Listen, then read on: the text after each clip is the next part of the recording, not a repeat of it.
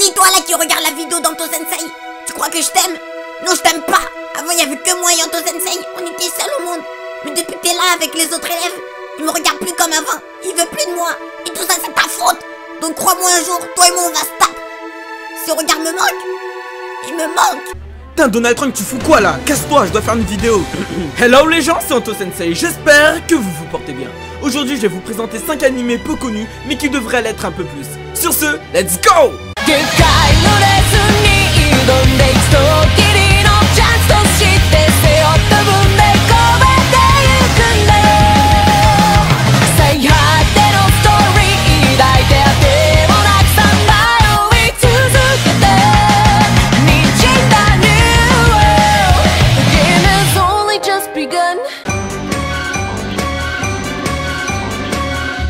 Flip Flappers, l'histoire nous entraînera dans les aventures de Paprika et Kokona. Kokona est une jeune collégienne bonne élève qui se pose des questions sur son futur.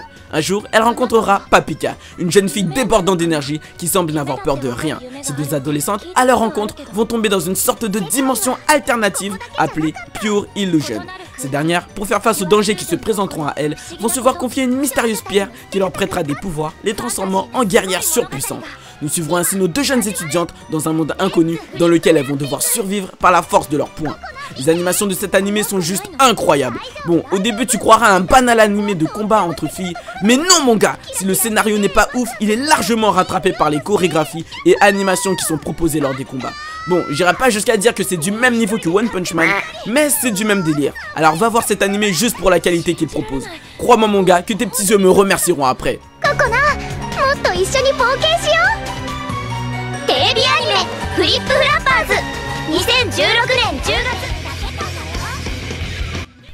Sayonara Zetsubo Sensei.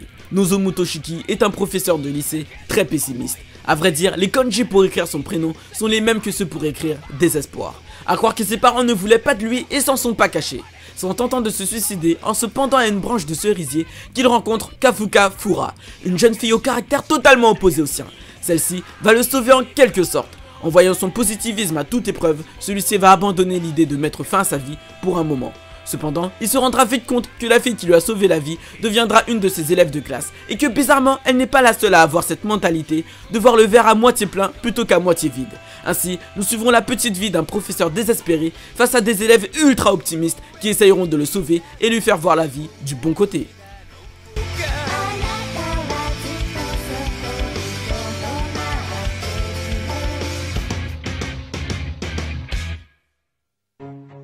Magical Girl Sight. Nous suivrons le quotidien de Aya Asagiri, une adolescente assez timide et victime de persécutions à l'école.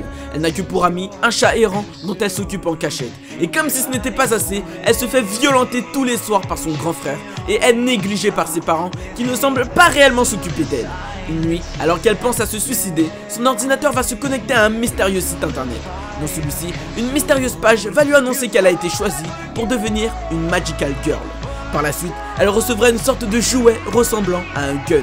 Cette dernière le gardera sur elle et se rendra vite compte que l'objet qu'elle a acquéri n'est pas aussi inutile qu'elle le pensait.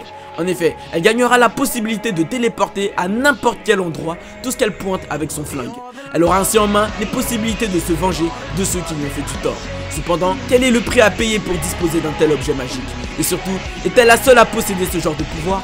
Au début, je m'attendais à un vieux Magical Girl bien cliché, mais cet animé est bien plus sérieux et profond que ce qu'on peut penser. Je le déconseille aux enfants parce que dedans tu trouveras des tentatives de viol et des scènes assez hard. Donc si t'as pas le cœur bien accroché, ne le regarde pas. Parce que crois-moi, on voit pas tous les jours des petites filles se massacrant entre elles à coups de baguettes magiques.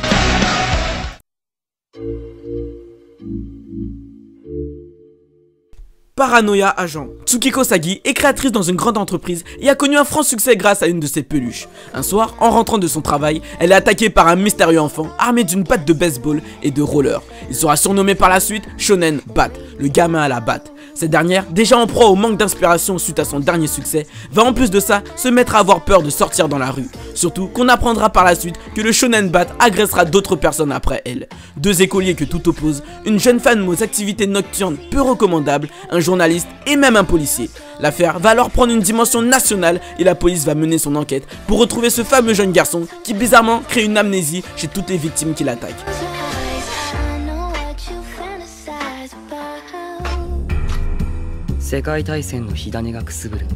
Joker Game, 1937. Alors que le Japon est déjà en guerre contre la Chine et se prépare à des offensives majeures au sud du pays, le lieutenant-colonel Yuki crée la toute première agence d'espionnage Nippon. Il forme alors 8 jeunes gens recrutés hors des cercles militaires pour en faire de parfaits espions qui suivront sans hésiter la devise de l'agence: ne pas mourir, ne pas tuer. À l'issue de leur formation, les 8 agents surentraînés sont envoyés aux 4 coins du monde pour accomplir leur mission. Nous suivrons chacun d'entre eux dans leur mission. Si t'aimes tout ce qui ressemble aux missions d'espionnage, de complot entre pays, mêlés à des petits combats psychologiques ou à la guerre même, l'anime devrait t'enjailler comme jamais. Il m'a énormément fait penser à Princess Principal, mais avec les moe et les super pouvoirs en moins. Le seul problème que j'ai eu avec cet animé, c'est les personnages qui ont des traits de visage similaires. J'ai vraiment eu l'impression qu'ils se ressemblaient tous, ce qui peut déstabiliser énormément, surtout quand on sait qu'ils seront amenés à se déguiser. C'est comme si, même en connaissant le visage de chacun des espions, t'arrivais difficilement à faire la différence entre eux. En bref, l'anime arrive même à nous berner, nous, les spectateurs.